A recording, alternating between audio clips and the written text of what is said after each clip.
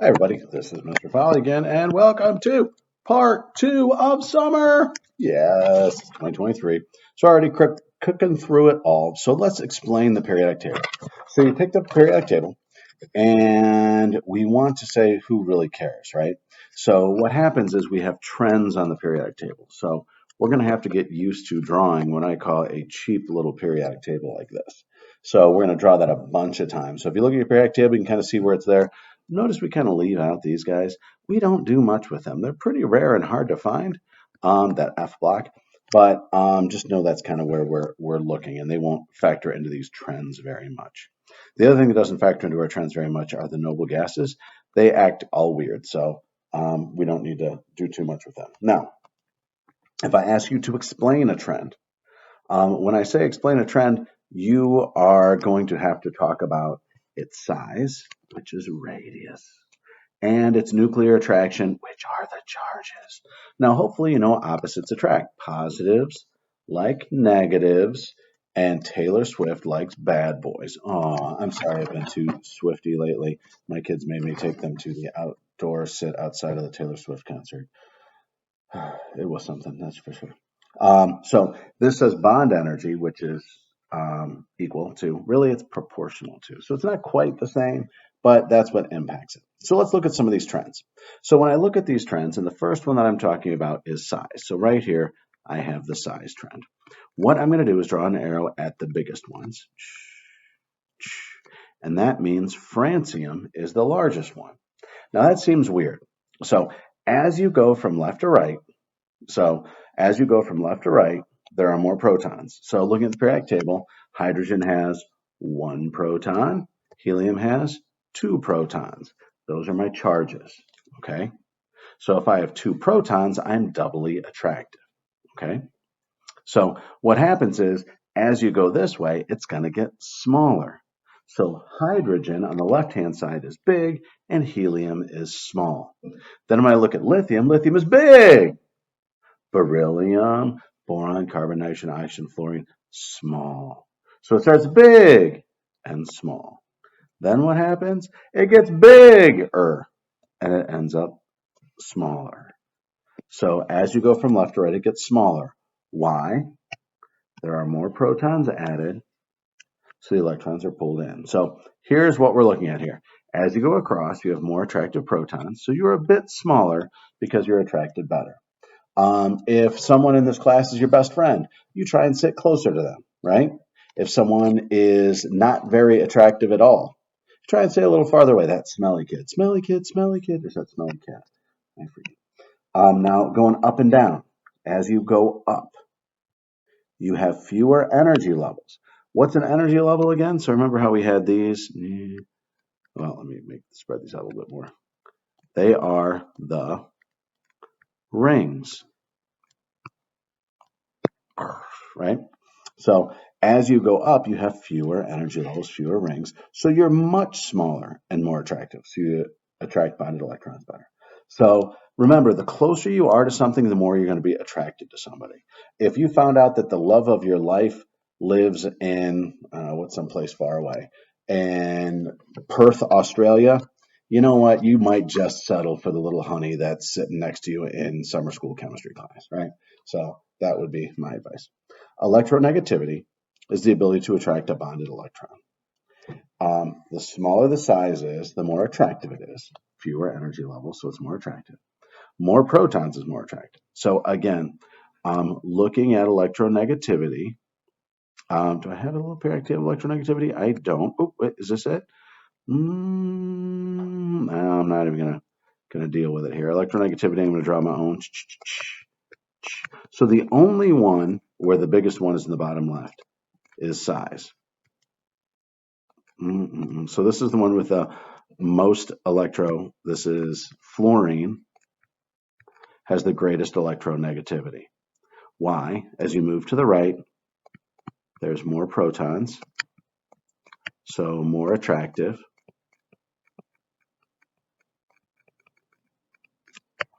So pulls in electrons better. As you're going up, right? You're getting much smaller. Why are you getting smaller? Well, you're getting smaller and more attractive. Whoa, did that change? And more attractive because why? Smaller and more attractive because there are fewer energy levels.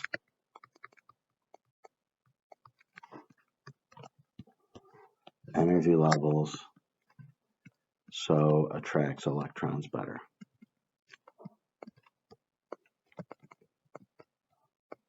Okay, so that's electronegativity. The formula for it, so notice how you're gaining an electron.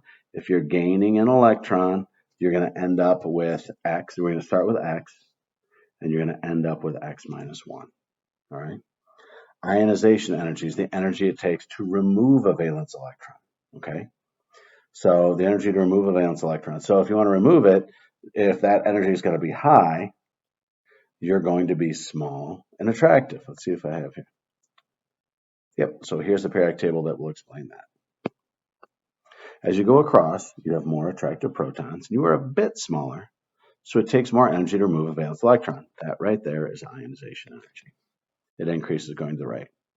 As you go up, you get fewer energy levels. So you get much smaller, so you're more attractive, so it takes more energy to remove a valence electron. I will tell you about my friend who dated somebody only because they were close by, and everybody called her ugly baby, which was mean, but true. And actually, I think I started that because my dad told me he had a friend who, one of his friends dated someone they called ugly baby, and then they broke up and found somebody uglier, and they called her ugly baby, ugly baby. Isn't that terrible? Weren't people awful in the 50s and 80s? And was that 90s? Shielding.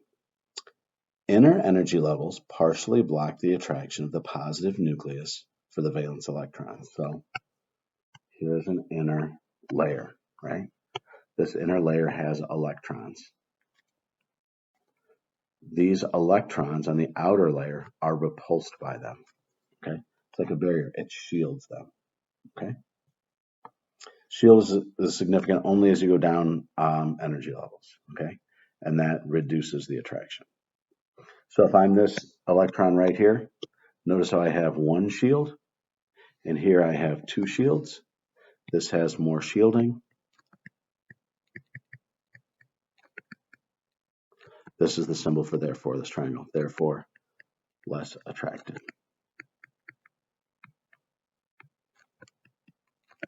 So remember, all of the positive charges are in the nucleus right here, in the nucleus right here, but they can be blocked. Okay. What has more shielding? Aluminum, bum, bum, bum, bum, bum, or gallium? Oops, got a bad break. Here's gallium. Let's see, we got one ring, two ring, three rings. So gallium would have one ring, two rings, three rings, four rings. This would be gallium. What has more shielding? Gallium, because it has more shells. What has more shielding, P or S? Well, here's S. P is down below. P is here. This has one ring, two ring, three rings, so I need to have four rings again. So when I have phosphorus, I have one ring, two rings, three rings, four rings. Okay. Okay. Trends of reactivity. Metals react by losing electrons. So if you want to lose, you want to be large and unattractive. That means your electrons will kind of drift away. So if you're very far away, you're less attractive to your little honey. If you're very close, you're more attractive to your little honey, or it's less likely your little honey will cheat on you. The biggest and least attractive elements are the most reactive metals. That's francium. So how does reactivity work here? Boom, boom. The downtrend, why? You are larger. Whoops. Therefore less attractive.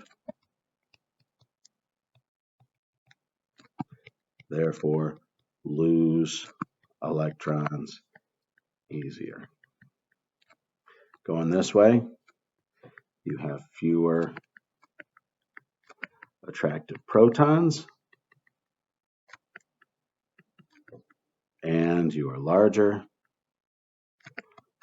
Therefore, you lose electrons easier.